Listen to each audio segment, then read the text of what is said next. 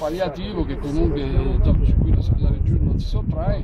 Si sperava che stamattina si cominciasse a vedere qualche movimento, mi sembra che i movimenti non ce ne sono. Comunque noi andiamo lunedì, andremo in giunta per prorogare il fermo dal 28 febbraio al 30 aprile, credo che sia l'ultima proroga che possiamo concedere perché ci sono anche dei problemi di natura tecnica. E poi ho chiesto al Presidente del Consiglio e a tutti i capigruppo, che tutti hanno dato il loro assenso, di poter fare un consiglio straordinario di 5 per la copertura finanziaria, perché dobbiamo chiaramente fare una manovra di bilancio. Quindi per quanto riguarda la parte economica che riguarda diciamo, la marineria, stiamo cercando di provvedere nel miglior modo possibile, ma è chiaro che il problema è assolutamente dragaggio.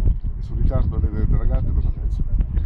Guarda, io l'ho detto diversi mesi fa, per me mi sembra una commedia kafkiana, cioè nessuno riesce a capire perché questo benedetto dragaggio non parte. Magari prima ci potevano essere anche problemi di natura tecnica e sono stati superati, gli analisi sono stati superati, i fondi finalmente ci sono tutti, prima c'era solamente la copertura regionale, è arrivata la copertura del governo, la gara d'appalto sarà fatta, io sono certo, almeno così mi dice l'istinto, che lunedì insomma, qualcosa si comincia a vedere. L'importante è che il qualcosa sia di veramente sostanziale, nel senso che i 20.000 metri cubi al giorno poi devono essere 20.000, perché se sono 20.000, così come hanno dato le indicazioni soprattutto i marinai, coloro che il porto lo vivono, secondo me si riesce a fare presto, almeno a fare una calanetta per farli uscire, perché credo che questo sia almeno l'obiettivo principale. Quindi se cominciano in maniera importante, così come la ditta è, perché è una ditta sicuramente importante, qualche risposta forse nell'immediato ce l'abbiamo.